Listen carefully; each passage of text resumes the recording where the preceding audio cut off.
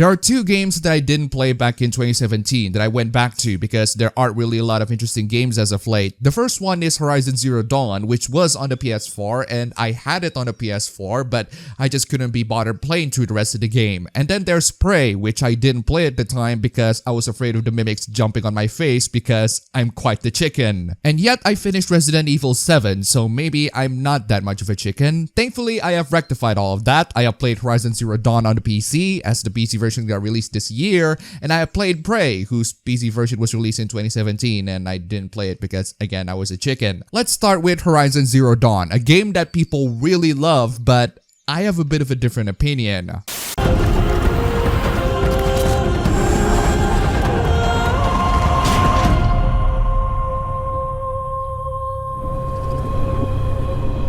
Horizon Zero Dawn takes place in a post-apocalyptic near-distant future where society has regressed to tribes mentality and robotic animals and monsters are roaming around the earth. You play as Aloy, a motherless child who got shunned by her tribe because she is motherless and therefore bad? I thought it was being fatherless that turned people bad. But regardless, Aloy goes on a quest to find out her origin and why she even exists in the first place. So is Aloy actually motherless, or is Aloy the consequences of one really bad and really awkward night? I think we should start off with the story because I have to give props on a couple of things. First off, the world building is very good. It's a genuinely fascinating, hostile, post-apocalyptic world that mixes prehistoric civilization with futuristic technology. Except the prehistoric civilization is the current one, whereas the futuristic technology is the ancient one. This couldn't be more apparent when you're finding a simple watch and how they're classified as ancient bracelets or something. That's a really nice twist to the formula. Reminds me of the Dwemer race from Elder Scrolls. Not only that the world is interesting and unique, but it's incorporated very well into the main story, in the same way the world of Trails is incorporated very well within its character journeys. The main storyline covers a lot more about Aloy, where she actually comes from, and how all of that is related to the world that they're currently living in. This particular aspect of the main story is genuinely interesting, and they build up very well to make an intriguing mystery. Unfortunately, Zero Dawn has one significant problem. You can have an interesting and expansive world, but without a good story accompanying our journey, then what's left is a well-presented encyclopedia rather than a good story. And you know me, I prefer my video games to be focused more on characters and their journey. Horizon only focused on its characters at the first few chapters of the main story before it completely goes into diving into the mystery of the world. In fact, Horizon's weakest point in terms of its story components are the characters in general. Let's start with Aloy. Aloy has almost the same problem as Reboot Lara Croft in that she's nothing but an exposition dump. Pretty much 90% of her dialogues is giving expositions and reacting to stuff in a boring and predictable manner. The funny thing that I noticed is that as soon as the character named Silence is introduced, Aloy has a complete character 180. She turns from a bland protagonist that merely reacts into stuff into a snarky and cynical girl, which I actually quite like if it was applied consistently. She almost never acts this way when interacting with literally any other character on literally any other moment in the game. And speaking of interaction, the game's dialogue choices are practically useless. If you are confronted with dialogue choices, all of the options are nothing but exposition. So unless if you really want to know what's going on, just go straight into the one that precedes the quest. There are only very few moments in the game where you have dialogue choices that actually alter Aloy's personality. I always use the brain option because that's the only way for me to make her snarky and cynical personality completely consistent, and even then, these dialogue choices are not enough to make her jarring character shift in the latter parts believable, which are completely out of our control. Going back to the main story, the game does focus on the character early on, and when it does, it's genuinely engaging. The way the tribe just shuns Aloy with full prejudice does manage to motivate me in giving these people some serious screws in their back. That chapter where Aloy has to prove herself and gets constantly cheated on by her peers, I was honestly quite engaged from start to finish, and I want Aloy to succeed because the tribes are a bunch of freaking douchebags. But after all of that is finished, the game inherits the same problem that I have with the reboot Tomb Raider, as in the story becomes more focused on the world rather than the characters. Let me show you one example of this, and this isn't really that much of a spoiler because it's basically the intro of the game. There's this kid who bullies Aloy when she was a kid because Aloy was an outcast. Later, when she grows shows up, Aloy meets up with the kid again, and he's there as a competitor for the trial. The kid is pretty much acting like your typical high school bully, but there's a lot of potential for character development for him. Aloy proves herself in the trial, gains his respect, apologizes for the things he did in the past, and maybe prove himself to be a reliable companion alongside the rest of the people who have bullied her in the past. Lots of potential. So you know what the game did? The game killed him off, straight up. Instead, you're gonna have to focus your attention to this guy over here who, to the game's credit, has an okay character development, but there's clearly a lot being left on the table here. Why do you introduce and focus on the bully character in her childhood only to have him get killed off? You'd think that he would have a more significant role later on, but nope. What the game did focus on was the character that Aloy rescued as a child who came back on later in the story, but he doesn't really have any character development, so why even bother? From that point on, the story revolves around finding the truth of Aloy's origins, but the problem here is that the story just doesn't grow Aloy as a character, in the same way that the journey doesn't grow Reboot Lara as a character. She starts off as a bland protagonist and ends as a bland protagonist that only occasionally have snarky moments, so the main story proceeds into explaining her origin, which relates into the origin of the game's world, but at least the actual world is interesting, unique, and very well fleshed out,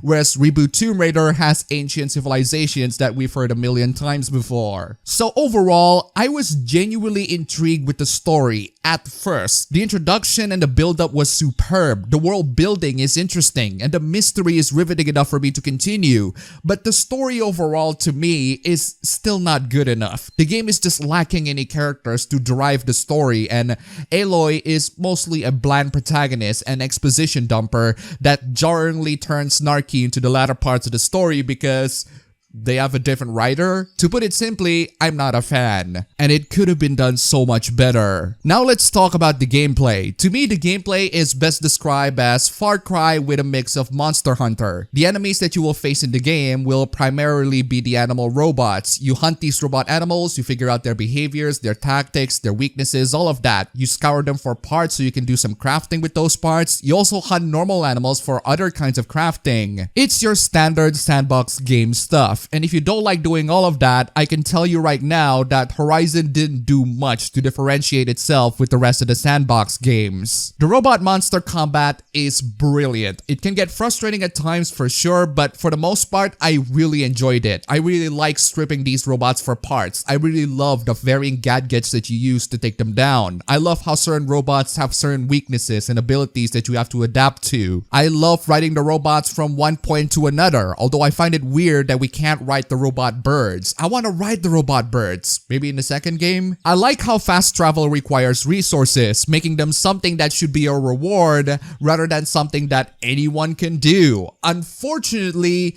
that only sounds good in theory. In practice, you can stock a lot of fast travel packs as you get through the game, and finding the resources to either craft them or buy them are about as easy as taking a piss. And even then, the game allows you to craft a super fast travel resource pack that allows you to have infinite fast travel, so what's even the point? Also, the game doesn't really autosave unless if you're in the middle of a mission or if you manually quick save in a campfire. So if you want to quit the game as soon as possible but you ran out of fast travel pack and you want to save, you're gonna have to walk all the way to the nearest campfire so that you can save the game. Maybe that's why the game has so many of them scattered around the map. Some of them are so close to each other that it's almost ridiculous. And speaking of saving, what the hell is up with fading to black every single time I quick save? It's ridiculously annoying, and anyone who thinks that's a good idea should be subjected to fade to black movie trailer compilations while being in a really dark room. Now let's talk about the stealth. First off, I like how the camera dynamically shifts the shoulder of the player, so you're not just stuck with the player character on the left side of the screen all the time. Unfortunately,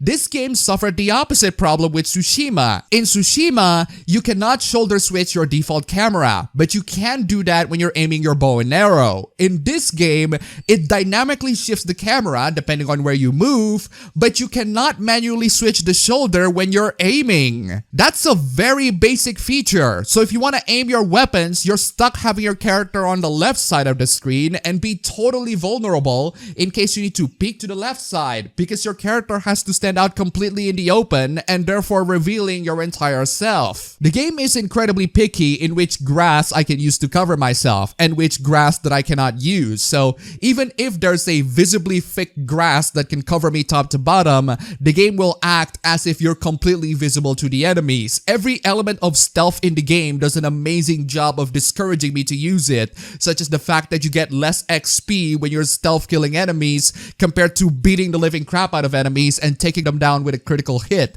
or burning them to death. Why even bother using stealth at that point? Overall, the gameplay of Horizon Zero Dawn is just your typical sandbox gameplay, mixed in with the Monster Hunter elements, or more accurately, the robot Monster Hunter elements. I can only find myself enjoying them to an extent. It's not the best sandbox gameplay, but it's also not the worst either. It sits between the territory of meh and okay, or at least in my opinion, not exactly something that I recommend, especially to people who are already tired with the prevalence of sandbox games. Now let's talk about the PC port. At the time of writing, the PC port is not very good. The game has this really long loading time where I start the game for the first time, and every single time a new patch comes out or a new graphics driver is installed, the game has to do this, and I have to wait for quite a while before the game actually loads. The performance in general is not very good. I have a GTX 1660 Ti laptop, and the game cannot run at a consistent 60 FPS. It can run at a consistent 40 FPS, so that's where I cap the frame rate. But even so, there are intense moments where the game is not afraid of dropping that into the lower 30s. Overall, Horizon Zero Dawn is another one of those games that got praised by people left and right when it was released, and also just very recently thanks to its PC release. A not so good PC release, but a PC release nonetheless. However, the game didn't pique my interest, and I was rather meh about it. Now that I've played the game, my opinions haven't really changed. The combat was functional but nothing impressive, and so is the open world exploration. The stealth was poor and implicitly discouraged. Some of the game mechanics are questionable, some basic features are not present. So gameplay wise, I'm not a fan of this game. But then again, I'm not a fan of Persona 4's gameplay either, so at least the story can save it for me, right?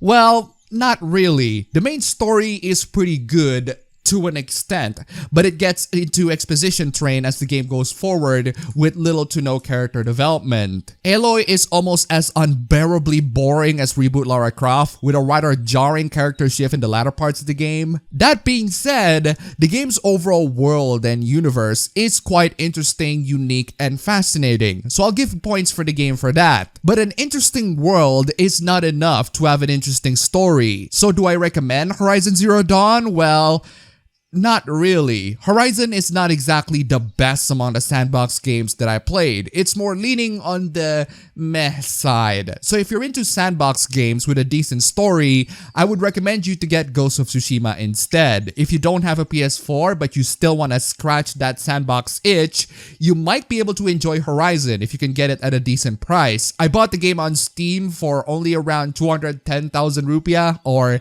15 bucks. At that price, it's one hell of a bargain. If the game goes on sale for that price, there's nothing wrong with adding that game to the library. I'd say $20 to $30 is the perfect price for this game. If you can only get it for $60, avoid it. And with that being said, I'm really not looking forward for the sequel.